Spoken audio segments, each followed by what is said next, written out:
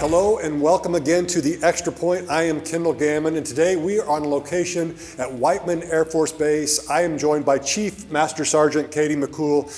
Katie, first of all, thank you for joining me today and allowing me to come on the base. I've been here a couple times in the past year, and it's really just amazing. Yeah, thank you so much first for the opportunity to do this, and thank you because of all the things that you do to take care of our airmen and be a great partner between your organizations and our team here. And I know our airmen have appreciated every time you've come out and done things for us. Well, I appreciate the kind words. I should be thanking you most of the time, but we'll agree not to thank each other anymore for a little while until the end. But all the same, okay, so we got acquainted through a dinner a while back, Fish, Friends in Service to Heroes. That's kind of started the relationship. And then on some notice, you asked me to speak at the, was it the chief ceremony? Is that what you call it? The chief ceremony, which was just phenomenal. Just talk about that ceremony and just yourself. I know you're very humble, but being the Chief Master Sergeant, you've attained a level that less than 0.5% of enlisted folks attain. Is that correct in the Air Force? So to be a Chief Master Sergeant, that's the top 1% of the Air Force. And it is really the pinnacle of an enlisted career. And so our Chief Recognition Ceremony is an opportunity to really take time to honor the member, their families, because this is a team effort. No one gets to this place without a family that supports you, without a team that you work with that is willing to take care of you and help you be successful. And so that's really an opportunity to celebrate the achievements of that person, because after that day, it is no longer about you. As a chief, nothing is about you. It's about what you can do, what influence you have to be able to take care of your airmen. Kind of the true espousal of servant leadership, you know, leading from top, bottom, left or right. But ultimately, and maybe you can talk about this a little bit, ultimately at some point in time we all have to be our own leaders, or we have to step up. And I think it's very important actually in this day and age. I mean, we're talking about the military side of things, but you know, my mantra is make a positive difference in the life of somebody, starting with yourself. Because ultimately, you can only go so far and help so many people, but if you're not taking care of yourself mentally, you're eventually going to run out. When I speak, I always hold up the oxygen mask and say, you know, who do they tell you to put this on first? It's you, because eventually, if you don't, you run out of oxygen. And what I'm talking about is that emotional oxygen that you need as a person to help others. Absolutely. So I joke sometimes that I'm not a workaholic. People think that all chiefs are workaholics, and I say, no, I want to do a great job, and I'm going to give everything I can to the mission and to the people. But I also recognize that if I don't take time to take care of myself, if I don't take the time to take care of my family, then in a period of time, I will no longer be useful to the airmen because I have worn myself down. And it's sometimes counterintuitive to what we hear today, which is give, give, give. And not that that's bad, but you do have to give to yourself also. And I think that's a very big lesson to be learned. Getting back to becoming a Chief Master Sergeant, was it kind of like the 8th level? How many levels are there on?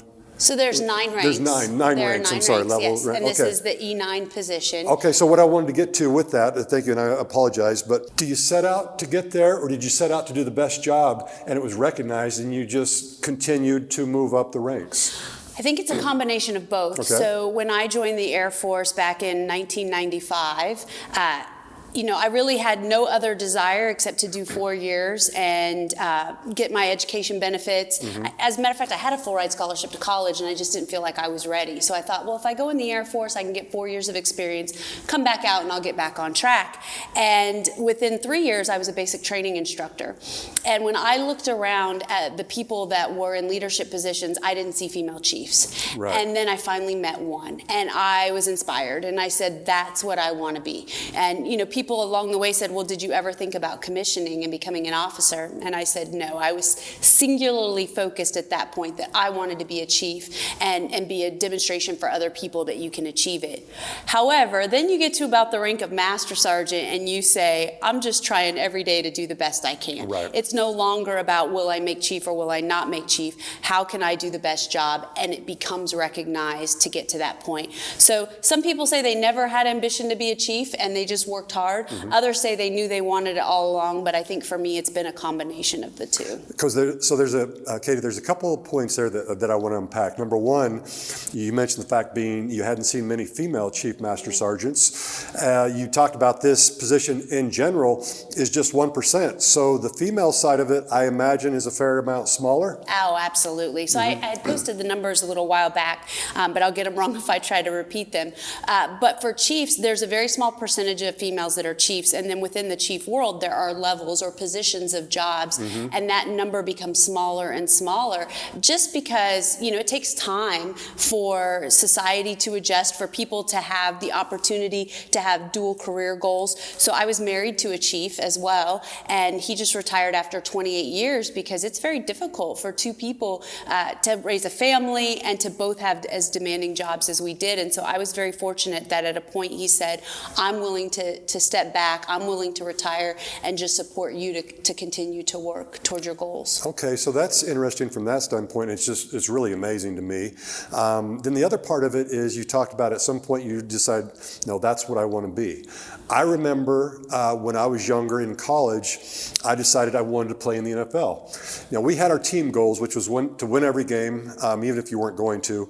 But you want to win every game, you want to win the league, you want to go to playoffs, you want to win the national championship. I had my own personal goals, and one being to get in the NFL. From Pittsburgh State Division II school, a little bit audacious. I kept it to myself not because I was embarrassed, but because I was just like, this is something that other people may not understand. Can you draw any parallels with that from your standpoint?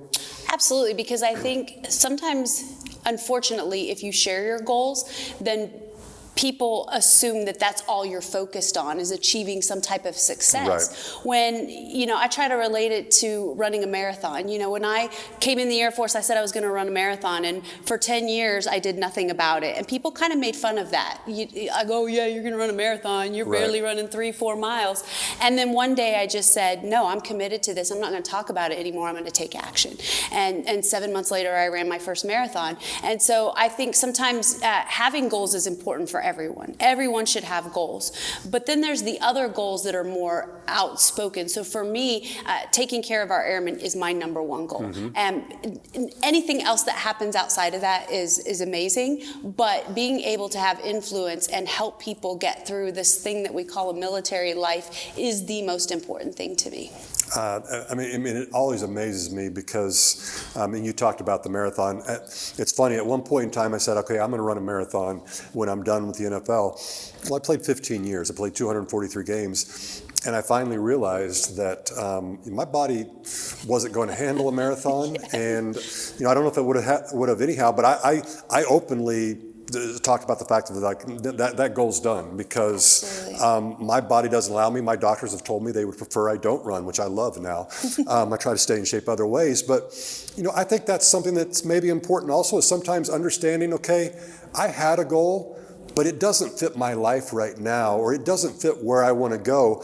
I think sometimes people err on the side of, well, that's not right, and maybe they get down on themselves, and I think I'm curious to your outlook on that. No, I think that is an excellent point you made, because some of the goals that I had when I was a little younger, I've evolved, I've changed as a leader, as a mother, as every role that I fulfill, I have changed.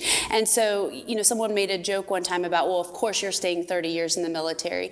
And I said, I don't know. I don't know that to be the case because your desires change, your goals change. And as long as I'm doing the right things for the right reasons and I'm in the right positions to do what I'm meant to do, that's what matters to me. It's not trying to hit an artificial number or an artificial, a goal that really sometimes you don't even have control over. So I think you make a great point. You and I have talked before about some of the things that I speak to corporations about. I'm very big on emotional communication of, being not only sincere and authentic, but really transparent. The only way to really communicate effectively is to say everything that you believe, because otherwise, what good does it do? I truly believe that if you're not careful, the higher you get up in rank, the more possibility there is of getting insulated from the truth of what's really going on. I tried to do a little bit of research. I think you said that at one point in time, your favorite book was Crucial Conversations. Yes, absolutely. And I want you to talk about that a little bit, because getting ready to come on base this time and the other times, I've talked about it each and every time. The communication that happens through the Air Force, for me, I assume all military, I hope, but certainly my experience with the Air Force, it's unbelievable. I mean, you say a finite amount of words, but they mean something, and I know exactly what's going on every time I have a conversation.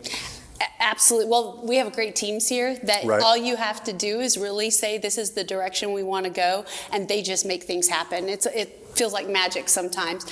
But Crucial Conversations was a book that came at the right time in my career. Mm-hmm. And I think, having been a military training instructor, you learn a lot about how to deliver feedback, effective feedback. Right. And that's something I think we miss in general, is because we want to be the nice person. Mm-hmm. We don't ever want to tell somebody things that they need to hear in order to make them better. And so I've really tried hard, especially through that, sometimes to take a step back and say, okay, I have to give this feedback, and this person may not like it. Right. However, if I deliver it in a way that shows them that my intent is to take care of them and make them a better person, then I think that's genuine, and people can really respond to that. Okay, so what's your outlook on a leader as far as, I segment life into three distinct silos, which is your personal life, your family and friends, and your professional life. Now, you're in charge of men and women, and certainly you're dealing with them on a professional side, but just like the NFL, that they take care of people off the field, because they know if things aren't right at home or with them mentally inside, they can't do their job within the white lines when the clock's running. And I see a parallel there as well. As a leader, you really have to pay attention to all parts of a person, don't you? Oh, absolutely. For us to be successful in mission execution, people have to feel like they're being taken care of holistically. This job being in the military can be extremely stressful and challenging for not only the member, but for their families. And so in my role, it's really important to me that I help our other chiefs, our other senior NCOs have a great understanding of what it means to take care of their airmen. Taking care of airmen doesn't mean they always get what they want. Exactly. Yeah, taking care of airmen sometimes means that tough love of you've missed the mark, and here's how you need to readjust, which all goes back into that feedback. I would not be here today without some critical feedback that I needed. Probably the one who's given me the most is my husband. He's seen me grow from a staff sergeant to where I'm at today, and there were some times he gave me some feedback. I'm like, I don't even want to hear that. That's mean, but it wasn't mean. He really wanted to see me succeed and be the best I can, and so I try to instill that with our other senior NCOs, is that giving effective feedback is not mean. It's actually helping that person become better. I love that. I'm curious about this.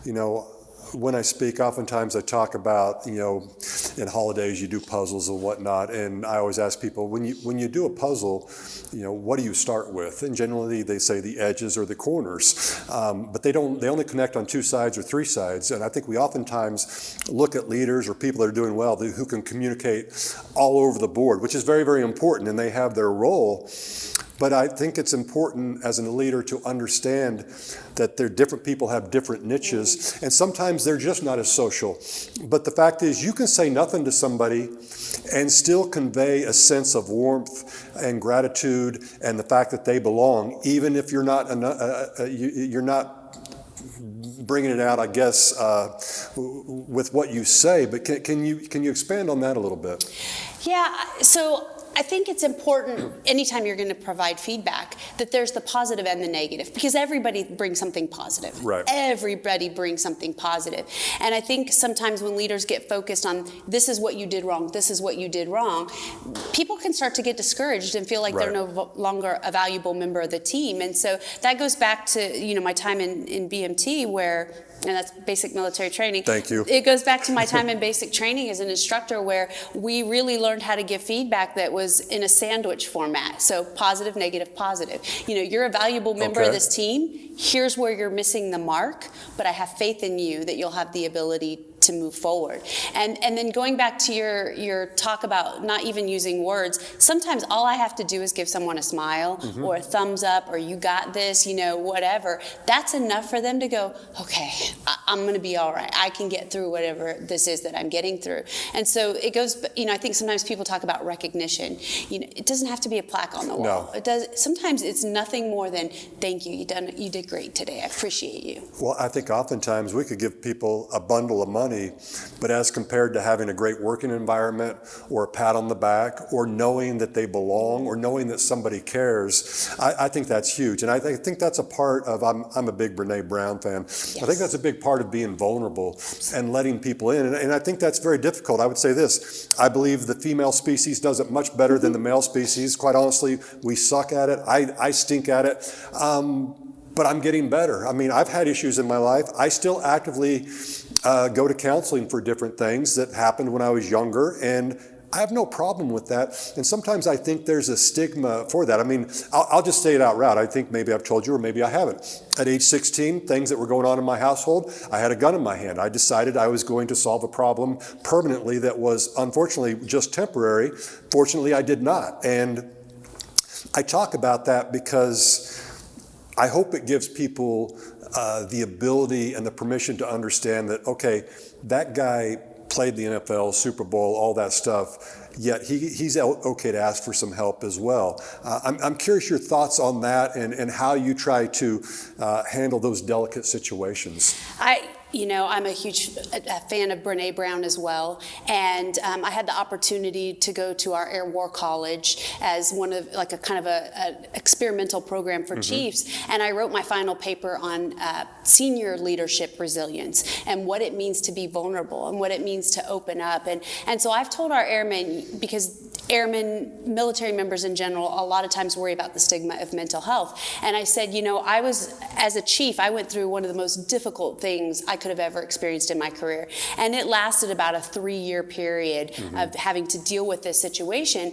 And I finally, I said, you know what? If I'm not willing to go get the help I need to work through this, how can I be honest with my airmen and tell them there's no impact? And so I went to mental health. I met with and I said, here's my situation, here's what I'm going through, and they helped me work through it. And later I had another chief say to me, I can't go to mental health. People would see me and they would think something bad of me. And I said, well, I was there yesterday and nobody seemed to care. Exactly. It's really not as a big a deal as you think it is. Yeah, well, the one thing that the gentleman, Paul J. Long, who's a great speaker, that I really take a lot of cues from, just a good dude. I mean, he has a saying, which is, don't worry about what people think about you because they don't think about you. We all think, I believe, that we're the center of everything, but we're really not. And I think it's human nature to think we're the center, especially when things aren't going well. But I think that's, in my life anyhow, I think that's been something that's been very important. So I want to move on to this. You may have said it a little bit, but in football, we have times in a game where it's going one way, and then all of a sudden it just goes the opposite direction for the game. I'll bring up the Super Bowl when we had the Wasp play, and all of a sudden you've got that long that long pass on 3rd down from Mahomes to Tyreek Hill. It changed the course of everything. Is there a game changer in your life that has really altered how your life was going, for the better, for the worse, or just take me into that if you can?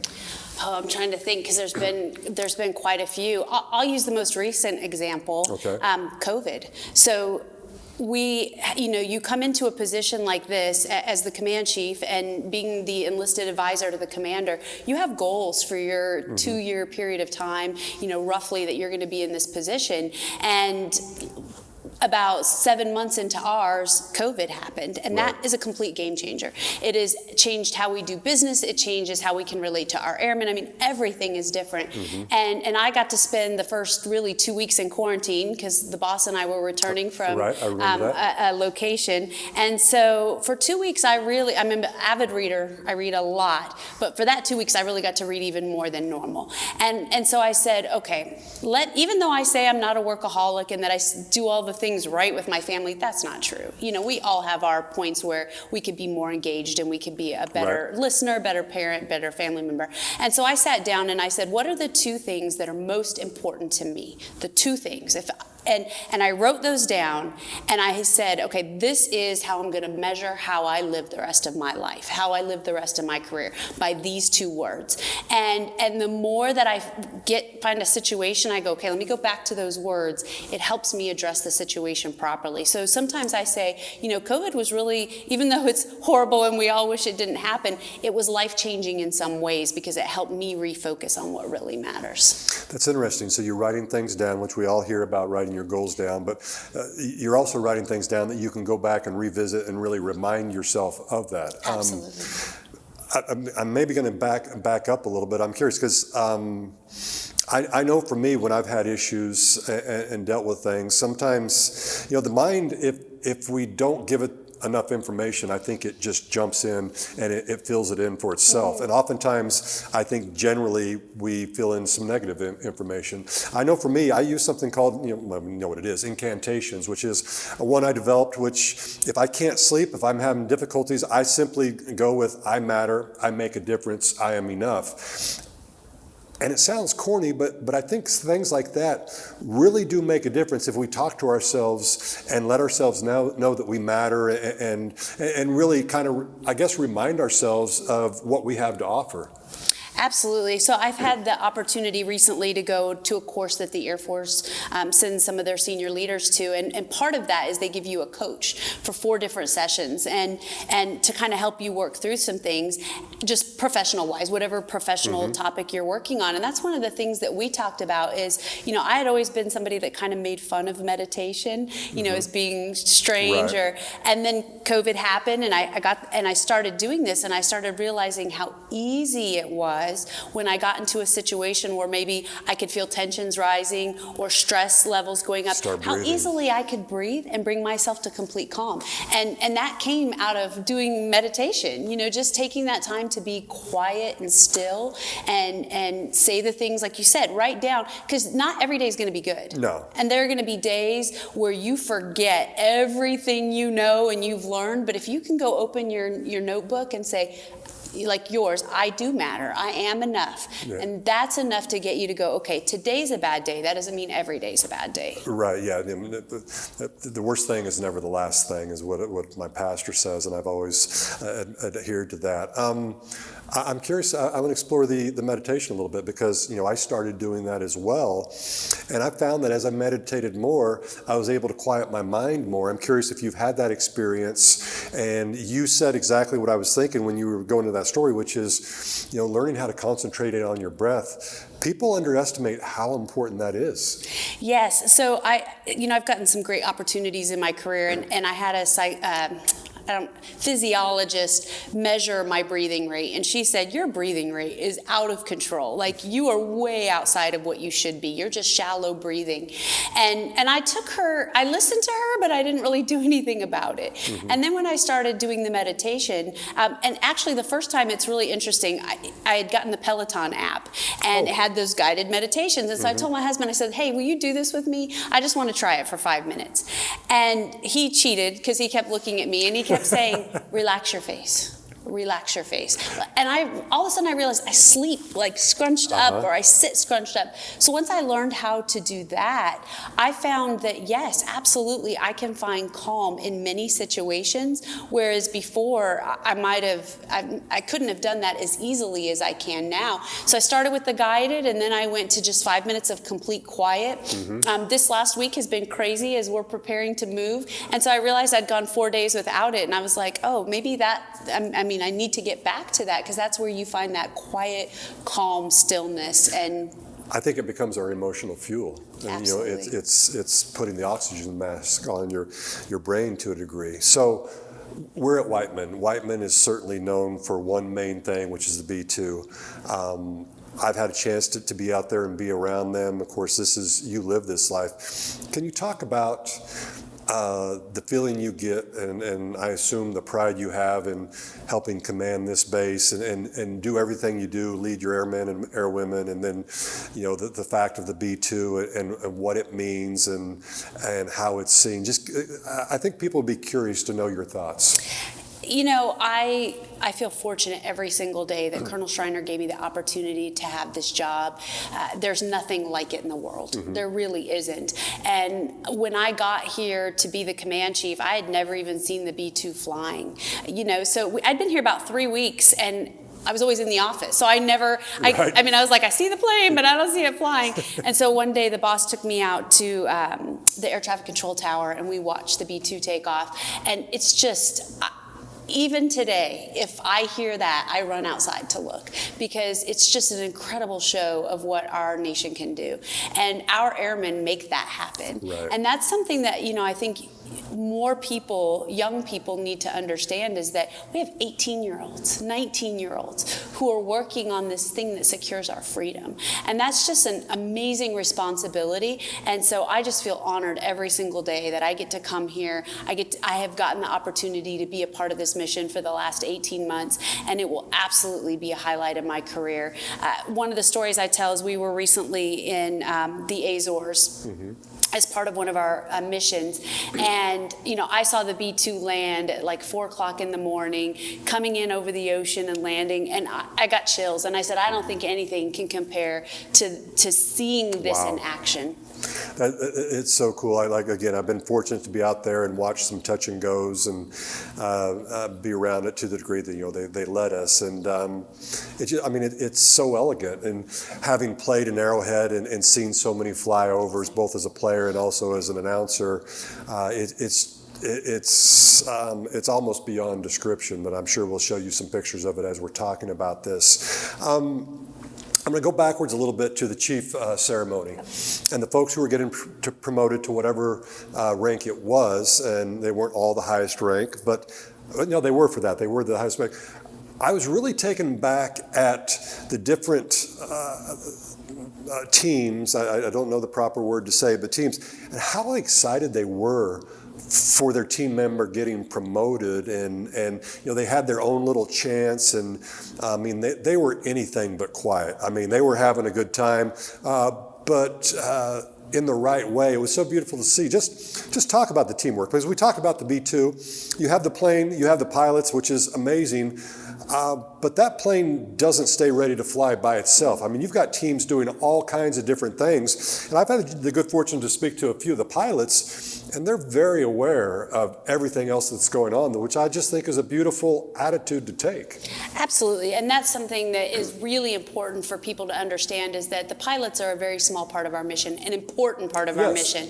But there is, in the background, all of these people making things happen, from our medics to our CE individuals, our public affairs folks that are here today helping us out.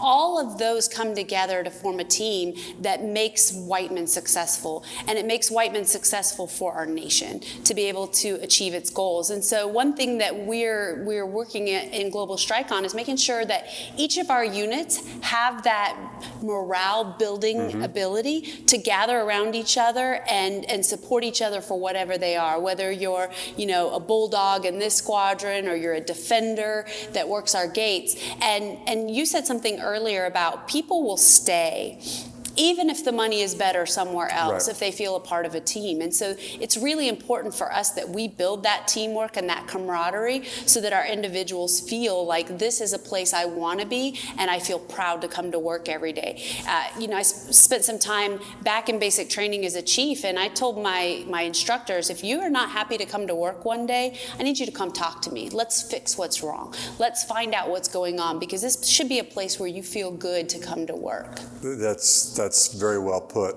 You talked about the different teams, and it goes back to the puzzle analogy, which, a lot of those different trades that you talked about, they're the corner or the edge pieces, and they only do one certain thing. But that puzzle isn't complete unless they're there, and I think that sums it up quite a bit. And I appreciate the fact that those who are getting a little more limelight and naturally a little more attention are always quick to praise the others. I think that's a beautiful thing. So, okay, I want to switch gears a little bit to something that I call the gratitude attitude.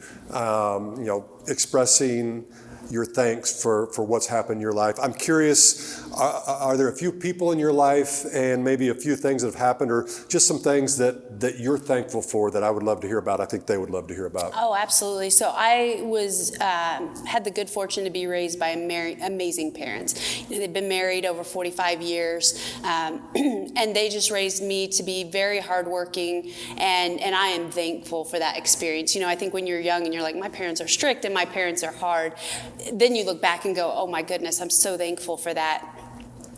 So definitely my parents I'm thankful for.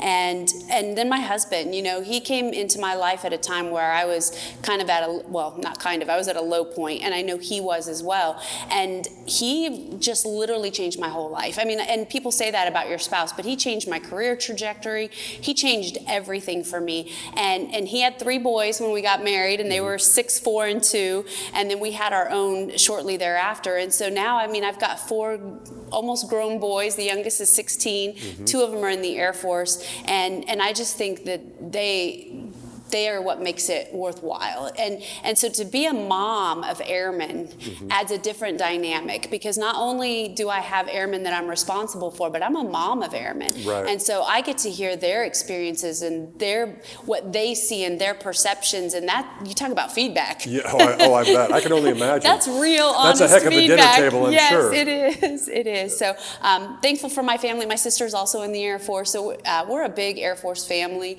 and I'm just thankful that I have that opportunity to have them around me. That's amazing. I have another section I do called Make a Difference, and I think as individuals, the one true thing we want to do altruistically is to make a difference in the life of somebody for no other reason than it's the right thing to do.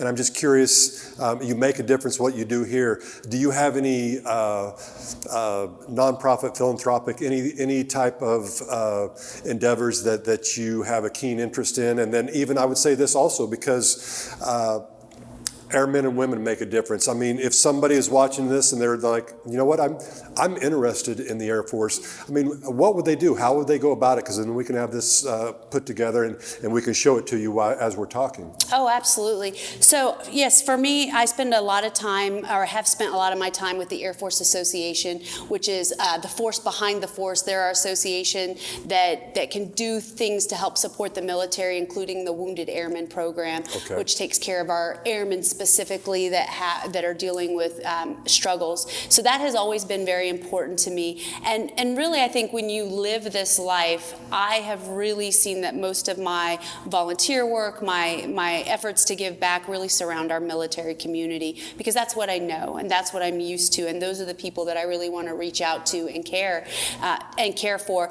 And those type of organizations that support the military, I mean, as I spent 9 years of my career as a recruiter as well, and so it was always important to me to be able to reach to our young individuals and say, this is the opportunities the military has. But not everybody's meant to be in the military. Not everybody qualifies to be in the military. But you can still become part of organizations that support the military, and that's very important for our airmen and our soldiers, sailors, Marines moving forward, Coast Guardsmen, space professionals now as well. That they have the support of the nation that they protect. That's wonderful. That's very well said. So the name of the show is The Extra Point. So now you get to make your extra point. Either you can go over something else that you think's worth going over again, or if you've got something else that you think's important you'd like to chat about, I'd love to hear it. Okay.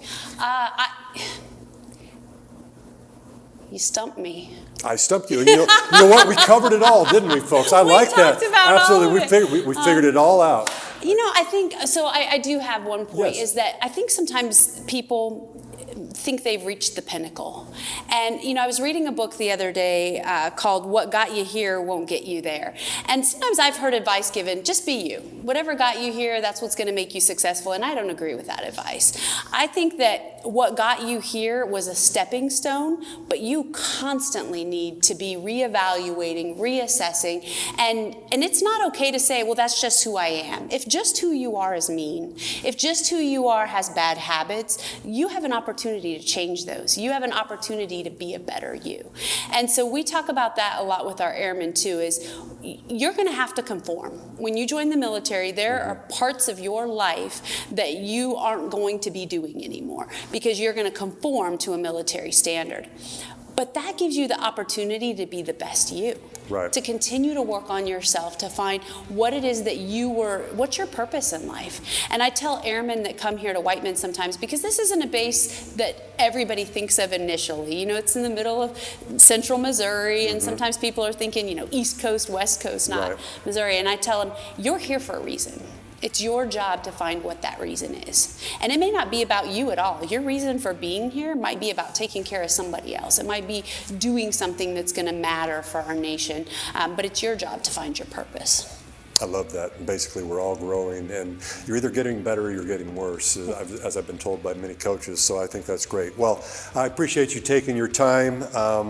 This has been wonderful. It's always a treat to be on the base. I wish you good luck in your endeavors. I know you're in the midst of a move. I didn't know if we could discuss that, but all the same, that's part of the military is you move. Yes. The one constant is change, I think. Absolutely. It's kind of like the NFL as well. So I thank you very much, Chief Master Sergeant Katie McCool. I'm Kendall Ganlon, and for the Extra Point, we will see you next time.